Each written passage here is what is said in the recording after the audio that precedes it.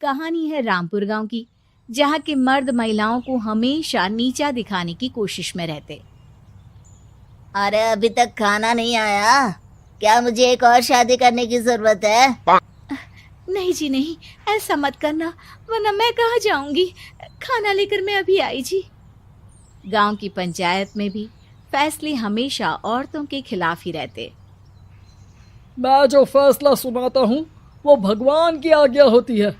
इस लड़के ने अपने मन से शादी करके अच्छा नहीं किया।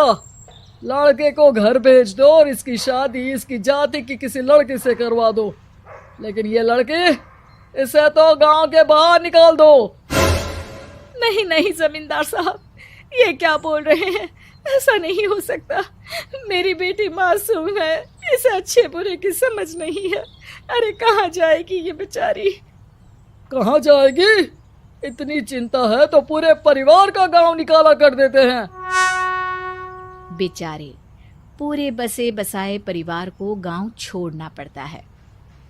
चाहे जो हो, अगर बेटियों को कंट्रोल नहीं कर सकते तो गांव में रहने का कोई मतलब नहीं है। यहाँ औरतों को दब कर रहना होगा। कोई भी अपने हिसाब से कुछ नहीं कर सकता, सब ईश्वर की मर्जी से ही होगा। तभी गांव का एक आदमी दौड़ा दौड़ा आता है। सरपंच साहब, जमींदार साहब, वो कालिया है ना, उसकी बेटी पढ़ने के लिए शहर जा रही है। अच्छा, ये कब हो गया? और कालिया की हिम्मत कैसे हो गई ऐसा करने की?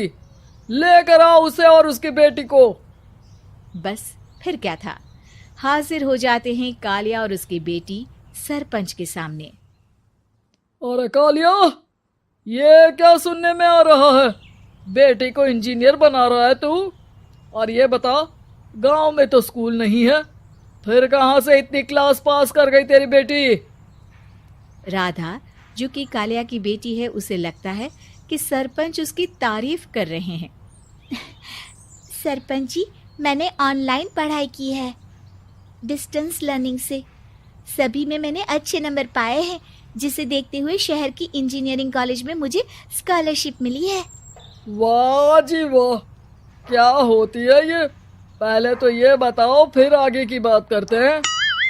पूरा गांव राधा की बात सुन रहा था और राधा बोलती जा रही थी। तो ऐसे मैं फ्री में एक अच्छी शिक्षा लेकर गांव में जो कुछ परेशानियां हैं, जैसे बिजली, पानी और इंटरनेट जैसी समस्याओं के लिए काम करूंगी।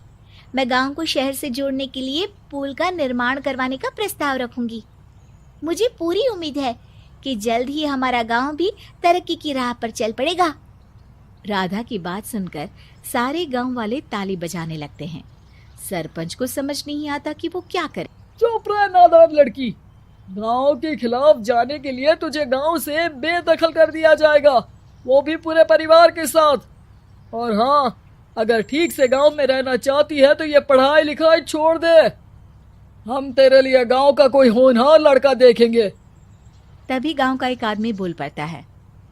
अरे नहीं नहीं सरपंच जी, राधा बिटिया जो बता रही है, अगर वैसा हो जाए तो हम लोगों को पैसा कमाने के लिए बाहर नहीं जाना पड़ेगा। हाँ जी, और ना ही कोसों दूर पानी के लिए भटकना पड़ेगा। हमारे बच्चे भी अच्छी पढ़ाई कर सकेंगे और आगे बढ़ेंगे, ना कि हमारी तरह खेती करते बैठेंगे। क्यों गांव वालों, राधा बिटिया का साथ देना चाहिए ना। सरपंच देखता है कि गांव राधा के साथ है तो वो चुप हो जाता है।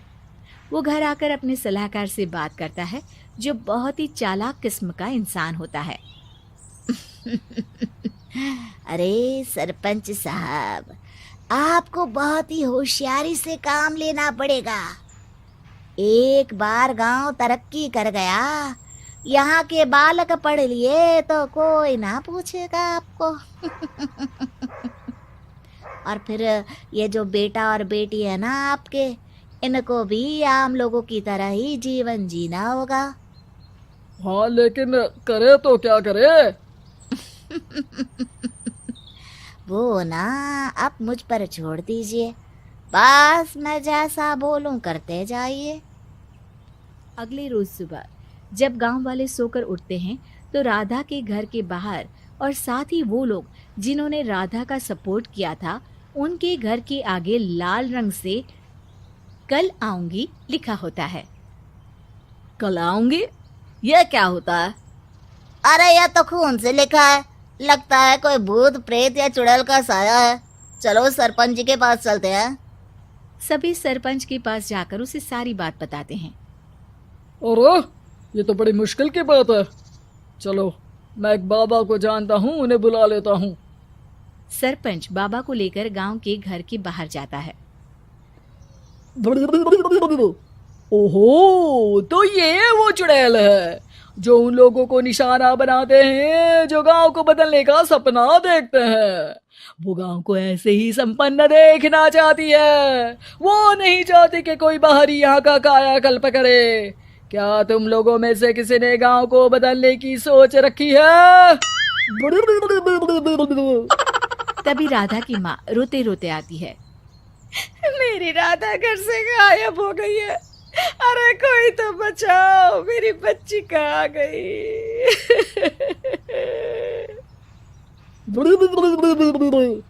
ले गई वो चुड़ैल, तेरी बच्ची को ले गई। अब वो उसे श्रापित करके छोड़ेगी, उस पर चुड़ैल का साया हो जाएगा। तभी बुरी सी हालत में राधा भी वहां आ जाती है। उसके बाल चुड़ैल की तरह फैले होते हैं और कपड़ों में खून लगा होता है। सभी राधा को देखकर डर जाते हैं। माँ, पता नहीं मुझे कौन उठा कर ले गया था। अरे दूर दूर हो जा चुड़ैल, अब हम लोग इस गांव में नहीं रुकेंगे। अरे कैसे बातें कर रहे हैं आप? कल तो आप मेरे भरोसे गांव का हुलिया बदलने, अपने बच्चों को पढ़ाने और तरक्की उन्नति की बात कर रहे थे, तो आज क्या हो गया आपको? ये फिर तुम लोगों को बहकाएगी। ये चुड़ैल गांव में आ चुकी है, ऐसे ही ये तुम्हारे घर के बच्चों को भी ले जाएगी। गांव वाले राधा को गांव से बाहर निकाल देते हैं। उसके माँ बाप रोते रहते हैं, लेकिन गांव वाले नहीं मानते। मैं भी अपनी बहन के साथ गांव के बाहर रहूंगा, लेकिन वो पढ़ाई नहीं छोड़ेगी। वहीं सरपंच के घर पर सलाहकार कहता है।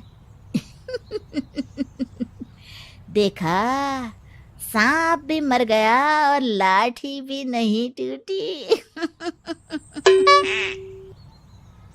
लेकिन अगले ही दिन सरपंच के घर के बाहर भी वही शब्द लिखे होते हैं। और फिर सरपंच की बीवी कहती है, हमारी बेटी को किसी ने अगवा कर लिया है। तभी राधा का भाई वहां आ जाता है। अरे गांव वालों, मैंने सरपंच जी की बेटी को देखा था। वो चुड़ैल उसे उठाकर ले जा रही थी। अरे क्या मजाक कर रहे हो? नहीं नहीं सरपंच जी, आप नहीं जानते। वो चुड़ैल अब आपकी बेटी में आ जाएगी, जैसे राधा के अंदर आ गई थी। तभी सरपंच की बेटी वैसी ही हालत में वहां आती है जैसे राधा आई थी। पापा, पता नहीं कैसे मैं गायब हो गई थी। चुड़ैल, इसके अंदर भी चुड़ैल का साया है, मारो इसे। अरे नहीं नहीं, इसे भी राधा के पास गांव के बाहर ही भेज दो। अरे चुप रहो, मेरी बेटी कहीं नहीं जाएगी और चुड़ैल वुड़ैल कुछ नहीं होता है। अरे कैसे बात कर रहे हो सरपंच जी? आप तो बोल रहे थे कि आपका फैसला भगवान का ज्ञान होता है, तो अपने पर बात आई तो अब आप ऐसे बोल रहे हैं। अरे ना ना ना, आपको अपनी बेटी को त्यागना ही होगा। अरे बुलाओ बाबा को। राधा का भाई बाबा को ले आता है, जिसे अब गांव वालों के डर के कारण सच बोलना पड़ता है। मैं कोई बाबा नहीं हूँ, मैं तो मोची था। ये सलाहकार महोदय ने मुझे कहा था एक्टिंग करने को। वो मुझे पैसे देने वाले हैं। अब मुझे माफ कर दो। गलती हो गई, मुझे माफ कर दो। तभी वहां राधा आ जाती है। देखा सरपंच जी, जब गांव के बच्चे साक्षर होंगे तो आप जैसे लोगों की चालाकी नहीं चलेगी। इस तरह के और भी प्यारे कार्टून वीडियो पाने के लिए कृपया हमारे चैनल को सब्सक्राइब करें।